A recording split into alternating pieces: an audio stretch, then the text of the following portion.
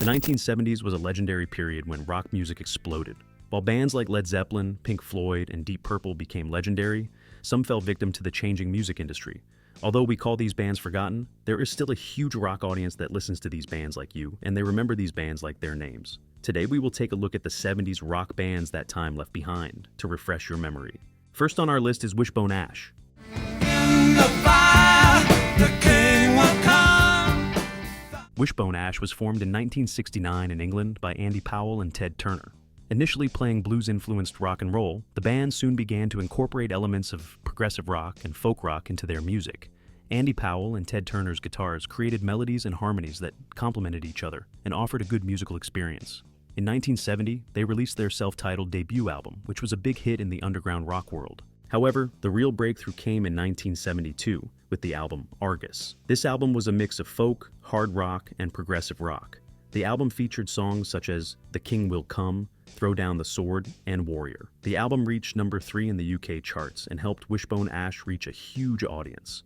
When Ted Turner, one of the founding members of the band, left in 1974, it caused a change in Wishbone Ash's musical identity. Over time, they could not adapt to commercial directions and had difficulty reaching a wide audience due to some wrong marketing strategies. I think they are still in the studios and on stages today. Gentle Giant is second on our list.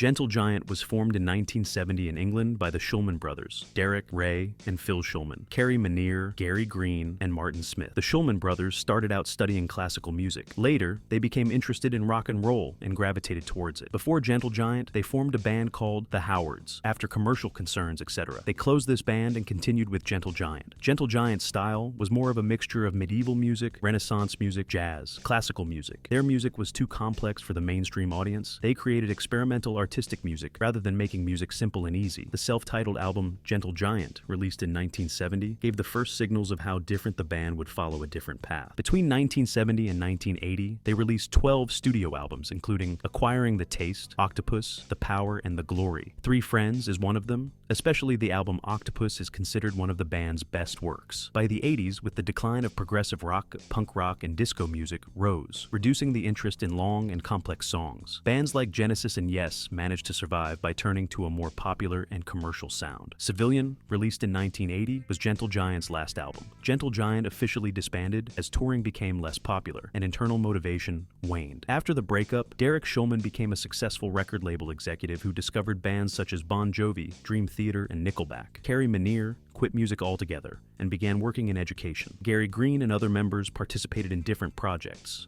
but none as big as Gentle Giant. If you like this content, you can subscribe to our channel to support us, like the video, and see our rock content instantly. Third on our list is Montrose.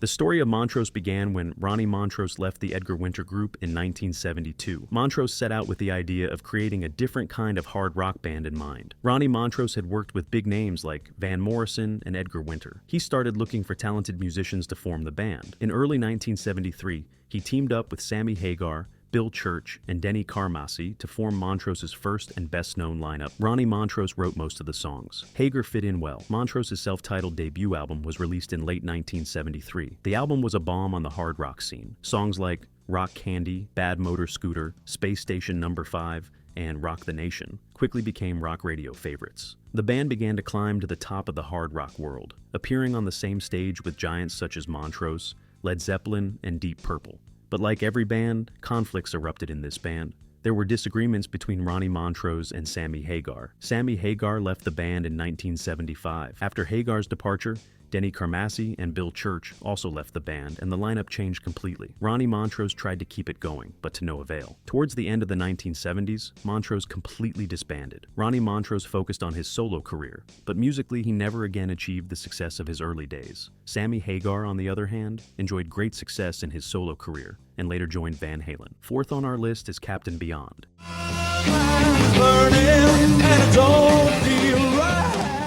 While Captain Beyond was formed in 1971, the band members were already experienced names in the rock world. Formed in 1971 by Iron Butterfly drummer Bobby Caldwell and Deep Purple's first vocalist, Rod Evans, the band made waves in both the progressive rock and hard rock worlds. The band's name was inspired by a novel by science fiction writer Theodore Sturgeon. The name reflected Captain Beyond's musical vision. After forming their band, Caldwell and Evans searched for a guitarist and bassist. Soon after, they recruited guitarist Larry Rhino Reinhardt and bassist Lee Dorman from Iron Butterfly. This quartet formed Captain Beyond's first and best-known lineup. Captain Beyond's self-titled debut album was released in 1972. The album was praised by music critics and managed to enter the charts in the UK and the US. The best songs on the album were Dancing Madly Backwards on a Sea of Air, Mesmerization, Eclipse, 1,000 Days of Yesterdays. Soon disagreements within the band began to surface. Due to these disagreements, Evans left the band in 1973-1976.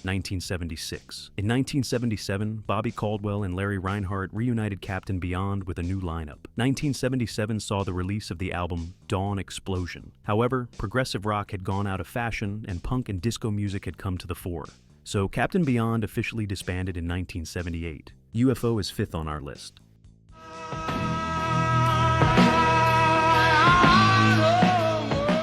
Formed in 1968 in London by vocalist Phil Mogg, guitarist Mick Bolton, bassist Pete Way, and drummer Andy Parker, the band played blues-influenced hard rock in its early years, but eventually incorporated elements of heavy metal and space rock into its music. In 1970, they released the albums UFO 1, and in 1971, UFO 2, Flying. In 1973, Mick Bolton left the band and was replaced by German guitarist Michael Schenker, and this change completely changed the fate of UFO. Michael Schenker brought a whole new dimension to UFO's music. The 1974 album Phenomenon was the first fruit of this change. Songs like Dr. Doctor, Rock Bottom, and Built for Comfort quickly became indispensable on rock radio. The band released the album Force It in 1975, followed by No Heavy Petting in 1976, and evolved into a more commercial direction. But these were not their best-selling albums. The album Lights Out, released in 1977, became the band's best-selling album and the most successful period of UFO. The album climbed up the US charts. Michael Schenker left the band in 1978 for personal reasons and so on. Schenker's departure was a big blow for UFO. Although they tried to continue the legacy, this did not happen. After the death of bassist Pete Way in 2020 and Phil Mogg's retirement due to health problems, the band officially ceased its activities in 2022.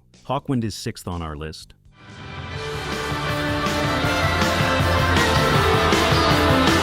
Formed in 1969 in London by guitarist Dave Brock and bassist John Harrison, Hawkwind combined elements of psychedelic rock, space rock, and proto-punk to breathe new life into the music world. Hawkwind's initial lineup consisted of Dave Brock, John Harrison, drummer Terry Ollis, keyboardist Dick Mick, and saxophonist Nick Turner. In their early years, the band started playing in London's underground music scene.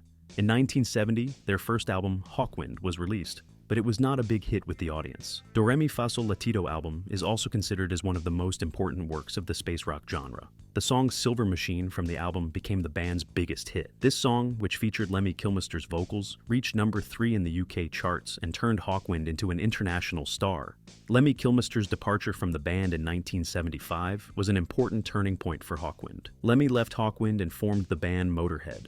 Hawkwind moved towards a more progressive rock and art rock influenced sound. In the late 70s, the rise of punk rock reduced the popularity of bands like Hawkwind. Lineup changes led to a destabilization. In the 80s, Hawkwind tried to incorporate electronic music and new wave influences into their music, but could not achieve their former success. Uriah Heep is 7th on our list. This is a place I've never seen before, and I've been forgiven. Formed in 1969 in London by keyboardist Ken Hensley and guitarist Mick Box, the band combined elements of hard rock, heavy metal, progressive rock, and art rock to create a unique sound. The band's name was inspired by Uriah Heep, the cunning character in Charles Dickens' novel David Copperfield. Their first album, Very Evie, Very Humble, was released in 1970, but it received poor reviews. 1971. The album Salisbury, released in 1979, was the band's first foray into progressive rock. The standout tracks on this album were Lady in Black and Salisbury. Lady in Black stayed on the charts in Germany for years and became one of the band's biggest hits. 1971 saw the release of Look at Yourself, and the band started to get harder. 1972 saw the release of Demons and Wizards, and the band exploded. The song Easy Livin' entered the European charts and became a worldwide recognized hard rock giant. The ups and downs were followed by David Byron's breakup, and by 1979, Uriah Heep's popularity was on the decline. Although he still continues to play concerts today, he has never reached his former glory. Poco is 8th on our list. Poco is one of the most important and most underrated bands in American rock music. Formed in 1968 by Richie Furay and Jim Messina after the breakup of Buffalo Springfield, this band became one of the pioneers of the country rock genre. Guitarist Rusty Young, bassist Randy Meisner, and drummer George Grantham formed Poco. 1969. Their first album, Pickin' Up the Pieces, released in 1970, was one of the first country rock albums in history. The band made more country rock music. The band was already in turmoil even before they released their first album. Bassist Randy Meisner left the band before the album was released and later joined the Eagles. 70. The album Poco, released in 1971, gave the band a more established sound. The song You Better Think Twice on this album was generally the most well-known Poco band song, 1971. In 1978, the album Legend became Poco's biggest commercial success. Crazy Love became Poco's biggest hit and was a huge success in the US charts. Meanwhile, in 1971, Jim Messina left the band and formed the band Loggins and Messina with Kenny Loggins, which became a huge success. The band slowly lost popularity after the 1980s. 2000 Poco's future became completely uncertain with the death of Rusty Young in 2021, even though he sometimes played concerts in the S. Budgie is 9th on our list.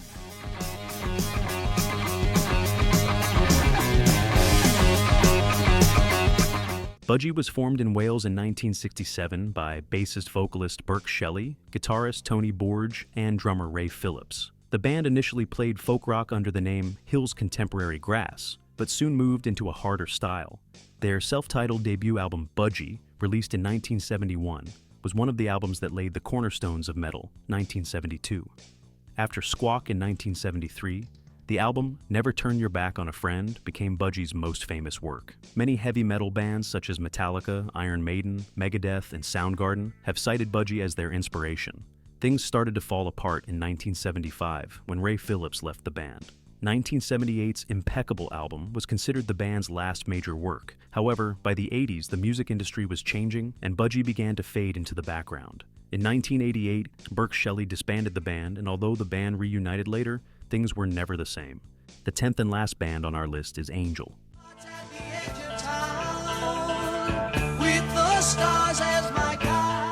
Angel was formed in 1975 in Washington, D.C. by Punky Meadows and Mickey Jones. The 1975 album Angel was the band's first effort to combine progressive rock and hard rock influences. Tower was one of the band's best-known songs. Teleporting to the stage at concerts was considered one of the most impressive rock stunts of the 70s. 1978. In 1979 came the album Sinful, and the band achieved their highest commercial success. In the 1980s, there was turmoil within the band. Greg Giuffria and Punky Meadows left the band. Greg Giuffria went on to form successful bands such as Giuffria and House of Lords. Punky Meadows, on the other hand, completely distanced himself from the music industry, and in 1981, Angel officially disbanded. What about you? Do you remember these bands? Don't forget to mention in the comments which bands were different from these in the 70s. See you in the next video. Goodbye, rock lovers.